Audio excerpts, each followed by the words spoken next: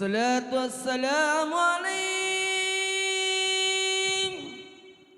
ya imam al-mujahidin ya Rasulullah sallallahu alaihi wa ala alika wa ashabika ajmain.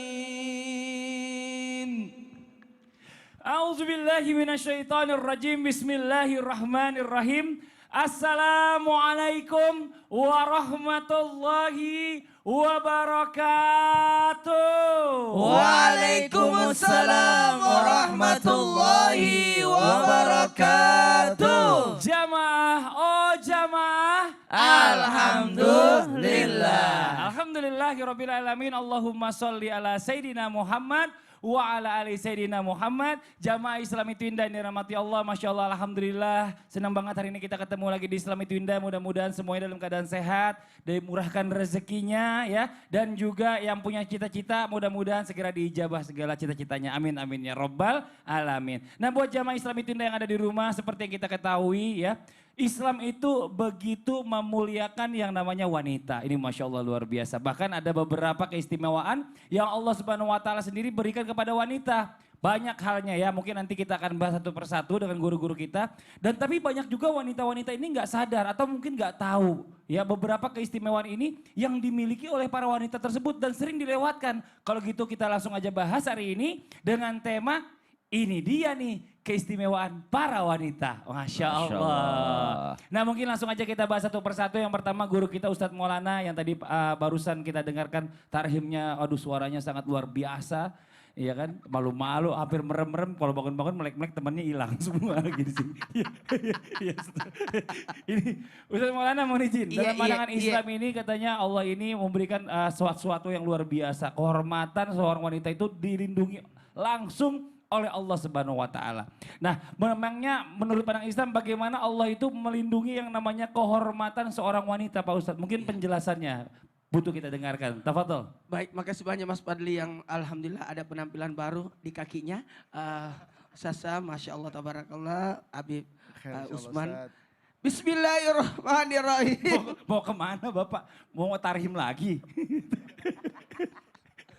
Assalamualaikum warahmatullahi wabarakatuh. Waalaikumsalam warahmatullahi wabarakatuh. Jamaah. Iya. Oh jamaah. Iya. Alhamdulillah. Alhamdulillahirrabbilalamin. Allahumma salli ala Sayyidina Muhammad wa ala ali Sayyidina Muhammad. Masya Allah, tabarakallah, hari ini lega rasanya. Kenapa lega? Buat yang di rumah pasti sudah tidak sabar lagi mau mendengarkan pembahasan tentang hal ini. Bagaimana cara Allah melindungi kehormatan seorang wanita.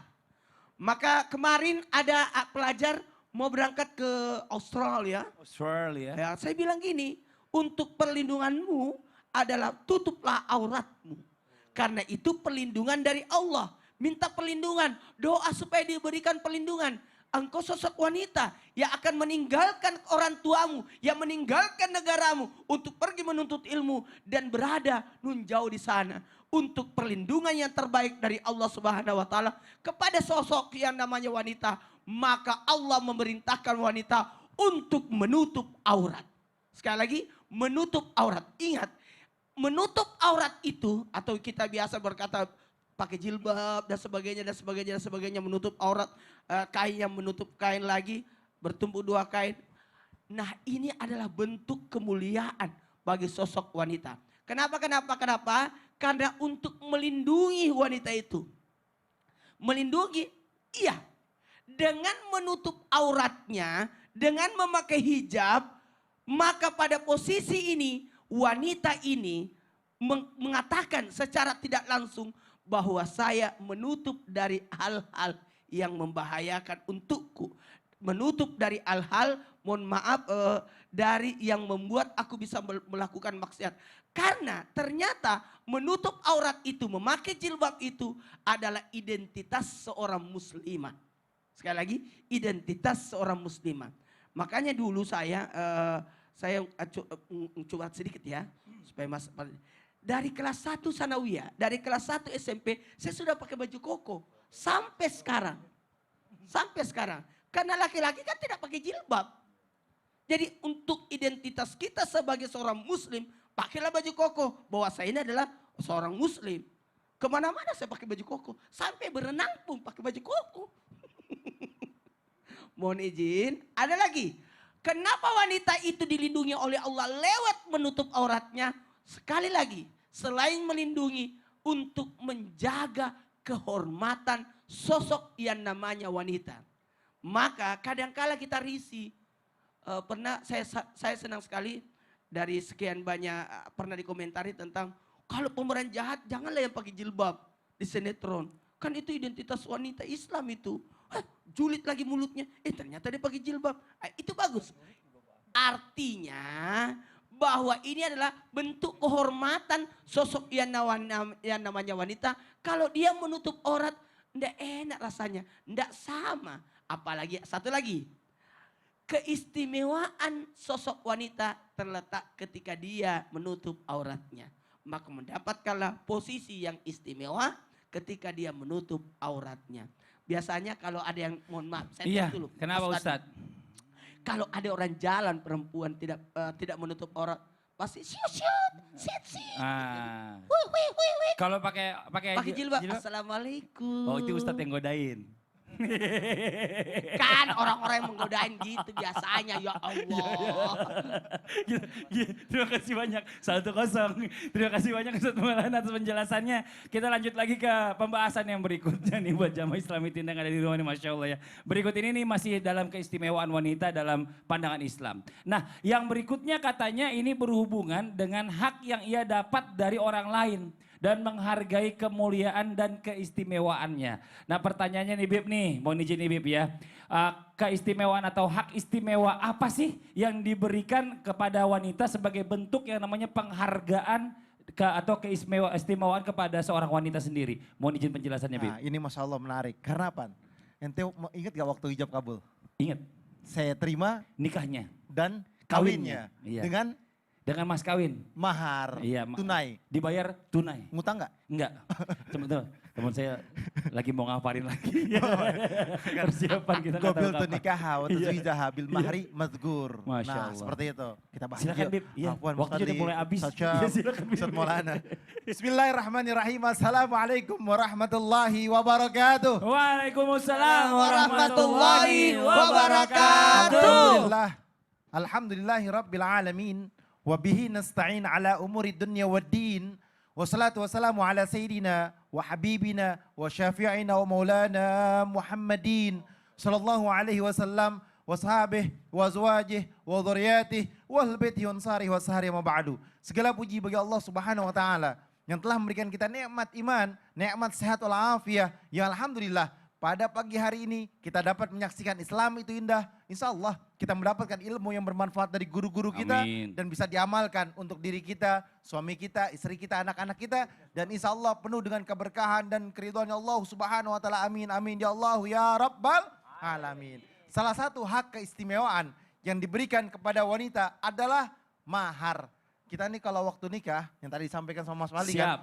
Gobil tun nikah wa tazwijaha bil mahri mazgur, bil mahri nakdan, ya kan? Bukan den kan? Bil mahri den bukan? Bukan, berarti kan ngutang. Nah, dengan mahar yang tersebut atau dengan mahar tunai, maka mahar ini adalah satu hal yang diistimewakan. Untuk siapa? Untuk perempuan. Ternyata perempuan itu boleh minta mahar sebesar-besarnya, boleh. Karena apa? Karena perempuan mempunyai keistimewaan tersebut. Karena mahar adalah milik wanita tersebut. Ketika Ustadz Sam menikah, ya kan, dikasih maharnya berapa masa kawinnya? Berapa lupa aku. Oh lupa. Berarti gak mahal. Enggak, bukan masalahnya Satu berapa ini nikah. setel emas. Oh ya 1 set emas. Maharnya 1 setel emas. Sebentar, yang ditanya siapa sih yang nikah ya? Ustadz Ini apa Maulana gitu, yang Pak? tahu. Saya yang ngurusin waktu itu. Oh iya. Nah, Allah Subhanahu wa taala berfirman di dalam Al-Qur'an, "Wa tun nisaa saduqatihinna nihlah." Jelas, berikan mas kawin yakni kepada wanitamu yang kamu nikahi sebagai pemberian yang penuh dengan kesukarelaan. Dan kalau bisa sebaik-baiknya bagi laki menghargainya dengan sebesar-besarnya yang dia milikin. dengan kemampuannya. Besar bagi kita belum tentu besar bagi mereka. Besar bagi mereka belum tentu juga besar bagi kita. Jadi besar bagi kapasitas kemampuannya. Untuk apa? Menghormati, memuliakan wanita tersebut. Kenapa? Mahar adalah kewajiban bagi seseorang yang ingin menikah. Jadi kalau kita mau menikah tuh wajib kita bayar mahal. Mahar ya? Mahar. Oh mahar. Bayar mahal gak? Mahal. Mahal. Jadi diberikan mahar tersebut dengan mahal sesuai dengan kemampuannya. Kalau saya mampunya misalkan 10 juta ya 10 juta. Saya mampunya 2 juta ya 2 juta. Saya mampunya 3 juta 3 juta. Dan juga kalau kita mampu yang lebih besar lagi, bismillah kasihlah. Karena mahar itu adalah hak dan milik dia. Kalau misalkan kita udah nikah, bolehkah kita ambil maharnya? Ingat, mahar itu milik istrimu. Karena mahar adalah satu kemuliaan yang Allah Ta'ala berikan bagi setiap istri atau siapapun yang ingin menikah, kita kasih mahar tersebut. Oleh karena itu, manusia yang pintar adalah di mana mereka mengerti dan memahami aturannya Allah Subhanahu wa taala. An Uqbah bin Amr radhiyallahu anhu wa qala Nabi sallallahu alaihi wasallam khairus sadaqah aisarah. Sebaik-baik yang sedekah adalah sebaik-baik yang mahar adalah mereka yang paling dimudahkan. Jadi ada lagi tuh, yang pertama kita boleh ngasih sebesar-besarnya, dan yang kedua ternyata wanita yang salah satu dimuliakan oleh Allah Subhanahu wa taala yang menerima atau yang menginginkan mahar itu nggak usah mahal-mahal deh, yang penting nikah. Contoh Sayyidina Ali itu pakai cincin besi. Ya kan, Sayyidina Ali karramallahu wajhah itu pakai cincin besi. Iya, Masya Karena Allah. apa? Karena mahar itu ternyata boleh sekecil-kecilnya, boleh sebesar-besarnya. Kalau Yang Kartika penting Putri nggak kemarin maharnya apa tuh? Kok gak dijawab sih? Saya nanya juga. Jawab aja, Bib. Jawab sih yang kepo di sebelah sana. Aku juga kepo sebenarnya. Apa sih? Gak dijawab. Ya udah nanti kita tunggu deh. Kalau gitu kita bahas yang berikutnya dulu ya. Ini Nanti Masya Allah segmen luar biasa. berikutnya dibahas. Segmen berikutnya dibahas. Ini ada keistimewaan wanita yang lainnya yang diberikan Allah ini dalam urusan masalah tentang ibadah. Setahu saya ya. Nah pertanyaannya, ibadah yang seperti apa sih yang diberikan keistimewaan oleh Allah Subhanahu wa taala hanya diberikan kepada wanita? Nah ini Ustaz Syam, mohon izin penjelasannya. Lagi garuk-garuk aja. Bismillahirrahmanirrahim. Garuk-garuk aja kenapa sih? Lagi mikir. Oh lagi mikir. Ingat-ingat maharnya iya. karput apa dulu kan. Bismillahirrahmanirrahim. Alhamdulillahirrabbilalamin. Wassalatu wassalamu ala ashrafil anbiya wal mursalin. Sayyidina Muhammadin wa ala alihi wa sahbihi ajma'in. Asbahna wa asbahal mulku lillahi rabbil alamin. Subhanaka la ilma lana illa ma 'allamtana innaka antal alimul hakim. Rabbi shrah li sadri wa yassir li amri wahlul 'uqdatam min lisani yafqahu qawli waj'al li waziran min ahli. Amin amin amin ya rabbal alamin. Wanita bisa dapat pahala sholat tanpa sholat. Wanita bisa dapat pahala puasa tanpa puasa. Wanita bisa dapat pahala baca Quran tanpa baca Quran. Dan inilah keistimewaan seorang wanita. Tanpa melakukannya pun bisa mendapatkan pahala. Pahala kapan dia mendapatkan itu? Ketika mereka sedang datang bulan. Subhanallah. Ketika sedang haid, ada seorang wanita yang sudah rutin dalam setiap harinya membaca 1 juz Al-Quran. Lalu ternyata dalam setiap bulan ini ada haidnya. Maka pada saat dia haid mereka berhenti membaca Al-Quran. Tapi pahala rutinnya baca Al-Qurannya itu masih mengalir deras untuknya. Subhanallah. Ada seorang wanita yang memang subhanallah tiap malam ia sholat tahajud dan sholat witir. Lalu ternyata pada saat haid terpaksa dia diliburkan oleh Allah Subhanahu wa taala, maka pahala tahajudnya tetap mengalir baginya. Kenapa? Karena sudah menjadi amalan rutinnya. Ada seorang wanita yang senantiasa mungkin mempelajari Al-Quran, mengajarkan anak-anaknya Al-Quran, subhanallah. Tapi ketika haid mereka berhenti. Kenapa? Karena khawatir menyentuh mushaf Al-Quran,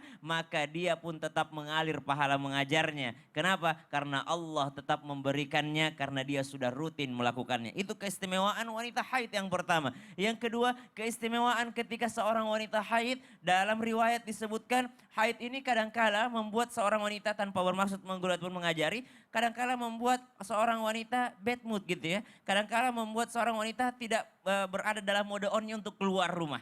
Maka subhanallah salah satu keutamaannya adalah menjaga kehormatannya. Kenapa? Karena mereka akan lebih senang berada di dalam rumahnya. Mereka akan lebih senang untuk berada di dalam rumahnya. Membuat hal-hal yang lebih bermanfaat baginya dibandingkan hanya keluar rumah lalu tidak tahu mau kemana. Maka subhanallah itu keistimewaan yang kedua. Yang ketiga keistimewaannya adalah Allah mengampuni dosa-dosanya dengan sakit yang ia rasakan.